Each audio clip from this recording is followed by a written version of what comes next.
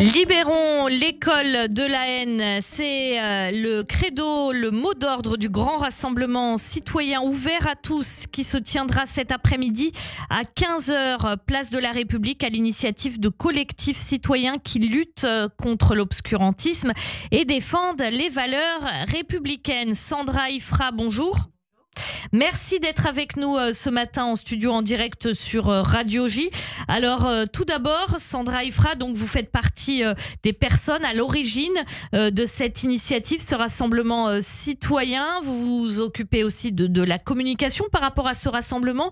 Expliquez-nous pourquoi avoir décidé de l'organiser. Qu'est-ce qui a été l'élément déclencheur, plutôt ce qui s'est passé à Sciences Po, ce qui se passe dans les facs ailleurs dans le monde? Qu'est-ce que c'est? Tout à fait, c'est un mix de tout ce que vous venez de dire, mais nous sommes citoyens français et avec Franck Capiro et plein d'autres collectifs, on a voulu marquer le coup.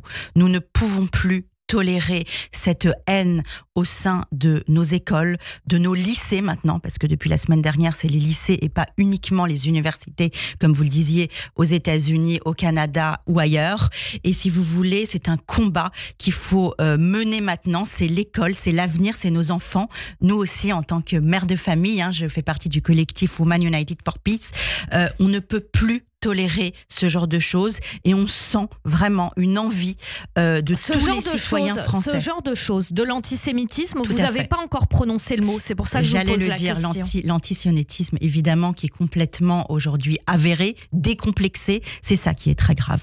Et on ne peut plus le tolérer. Nous sommes des citoyens, nous attendons un plateau assez fabuleux, des associations de tous bords, des cultes de tous bords. C'est quelque chose qui n'a pas été fait jusqu'à présent en tant que rassemblement républicain. Ce n'est pas que la communauté juive. Aujourd'hui, l'objectif, c'est de faire bouger cette fameuse, entre guillemets, France silencieuse, de les faire venir, de leur faire une prise de conscience, parce qu'aujourd'hui, on est dans une situation qui est absolument intolérable. Cette France silencieuse dont vous parlez, effectivement, on l'entend, on commence à l'entendre, mais on l'a entendu assez peu après les massacres antisémites du Hamas, et pour cause, on a tous été choqués. Le problème qui se pose actuellement, c'est le problème de la porosité entre les mouvements pro-palestiniens qui se mobilisent pour les Palestiniens, et on peut l'entendre vu la situation dans la bande de Gaza. Et la porosité que ça crée avec l'antisémitisme. D'après vous, en quoi ce rassemblement citoyen peut empêcher ça?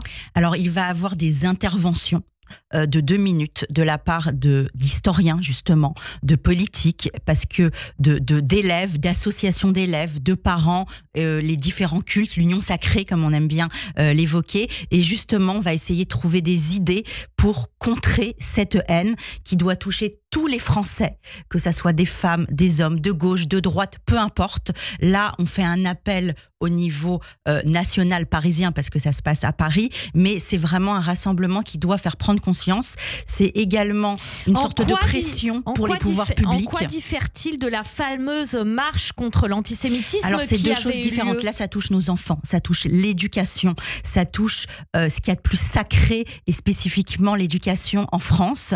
Et si vous voulez, la marche contre l'antisémitisme, alors évidemment que c'était ouvert à tous, même s'il y avait une majorité de personnes de la communauté juive, mais là on parle de l'école de la haine, on parle de nos enfants, on parle de ce qui va être, si vous voulez, l'éducation de ce qui va être dit dans les manuels scolaires.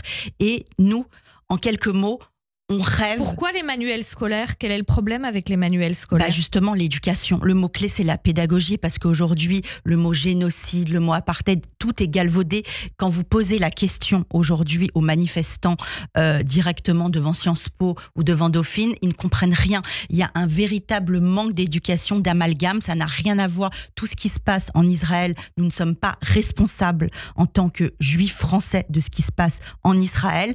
Il y a évidemment une campagne qui a été faite par LFI et qui aujourd'hui entraîne des conséquences extrêmement graves. C'est pour ça que je suis là aujourd'hui devant vous et que je représente tous les collectifs, quels que soient leurs idéaux, etc. Tous ensemble, unis, et j'appelle la majorité silencieuse, les Français, quelles que soient leurs opinions politiques ou autres à nous rejoindre. La situation est extrêmement grave. On n'a jamais vu, vous avez vu aussi par rapport à Sciences Po, et c'est les retours de l'administration qui n'a pas été, si vous voulez, suffisante pour un moment aussi grave. Et les mots-clés aujourd'hui sont sanctions. Donc il y a aussi un appel au niveau des pouvoirs publics. J'étais aux assises il y a quelques jours avec Aurore Berger. Il y a une volonté aux assises maintenant de lutte contre l'antisémitisme, exactement. Il y a une véritable envie, on le sent, mais on veut des actes forts très rapidement parce qu'on ne peut plus laisser la situation pourrir dans notre si beau pays, la France, pour ce genre de faits. Merci beaucoup Sandra. Il fera donc ce rassemblement dans quelques heures. Citoyen dans quelques heures à 15h, place de la République à Paris, pour contrer les propos de haine, notamment dans les écoles et les universités. On vous dit à tout à l'heure. Merci, à tout à l'heure, et je vous attends très nombreux. Merci à tout à l'heure. Merci Sandra. À vous, merci.